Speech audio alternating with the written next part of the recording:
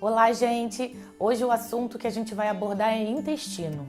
E se você ainda tem aquela velha ideia de que o intestino só serve para fazer bolo fecal, vale a pena você perder uns 5 minutos aí e descobrir o tamanho da importância do intestino para o nosso organismo. Bom, hoje em dia a gente já sabe que o intestino, mais especificamente a flora intestinal, ela é um órgão comparado ao cérebro, tamanho a sua importância. E ao que tudo indica, toda doença se inicia no intestino. Bom, o nosso intestino, a nossa flora intestinal, ela é composta de cerca de 100 trilhões de bactérias. Entre essas bactérias existem bactérias benéficas e bactérias maléficas. E é esse equilíbrio entre as bactérias boas e as ruins é que vai determinar uma flora boa ou uma flora doente. Cerca de 80% do nosso sistema imunológico está concentrado no intestino. Então, é natural que o intestino que não esteja saudável vai iniciar aí várias doenças. A primeira doença que a gente já tem uma correlação aí formada por conta de um intestino que não está saudável é a obesidade. A gente sabe que a obesidade é uma doença multifatorial, cheia aí de outros fatores, porém, a flora intestinal ela é capaz de determinar o metabolismo.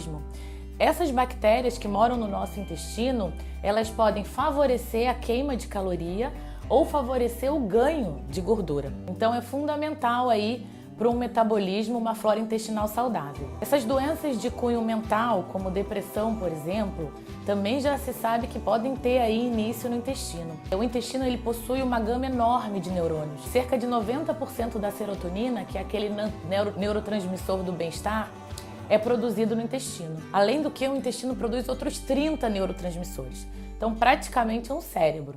O autismo, que é uma doença aí cada vez mais estudada, ao que tudo indica também, se inicia aí com alergia alimentar e flora intestinal doente. Existem alguns centros de tratamento aí de autismo que já priorizam a flora intestinal e eles conseguem uma melhora aí muito significativa dos sintomas nos pacientes autistas com a normalização da flora intestinal. Como a gente disse no início, 80% do nosso sistema imunológico está no intestino. Então é natural que o câncer também, o processo de neoplasia se inicie no intestino.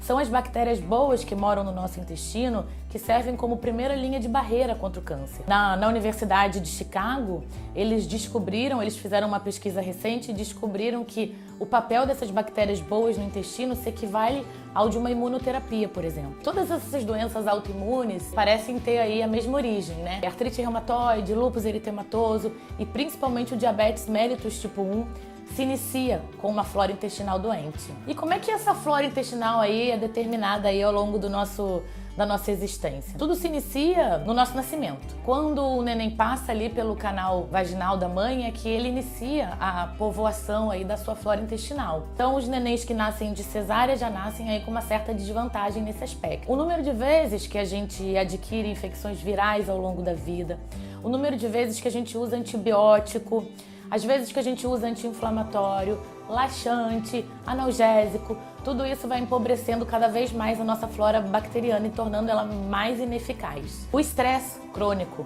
O estresse ele é um grande causador do aumento da permeabilidade intestinal. Ele faz com que o intestino se encha de buraquinhos. Isso vai também empobrecendo a flora. Além do que a alimentação rica em carboidrato, rica em açúcar e pobre em nutriente.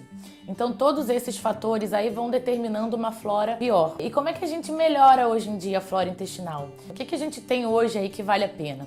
A gente tem os prebióticos, que são componentes alimentares que servem aí como comidinha das bactérias boas. A gente tem os probióticos, que são, na verdade, as bactérias boas que a gente pode ingerir. E é claro que uma dieta equilibrada, exercício físico e ingestão de água são fundamentais para uma flora intestinal saudável. Gente, então, isso foi um pouquinho de informação sobre intestino. Como eu disse, é uma área que está cada vez mais sendo estudada, é uma área de muito interesse hoje em dia na medicina. Então, não cabe aqui, a gente não conseguiria aqui falar tudo. Todas essas bactérias boas e ruins, elas já têm nome, elas já têm características específicas, e cada vez mais aí a gente está descobrindo o potencial delas. O que eu queria que ficasse de mensagem hoje é que a gente tem que investir na nossa flora intestinal, que a gente tem que ter atenção. Então presta atenção no seu bolo fecal, na consistência dele, no ritmo do seu intestino, se você tem distensão abdominal, se você tem flatulência, tudo isso pode ser um sinal de que seu intestino não está saudável e você deve procurar ajuda. Então qualquer dúvida, comenta aqui no canal que a gente discute mais sobre isso.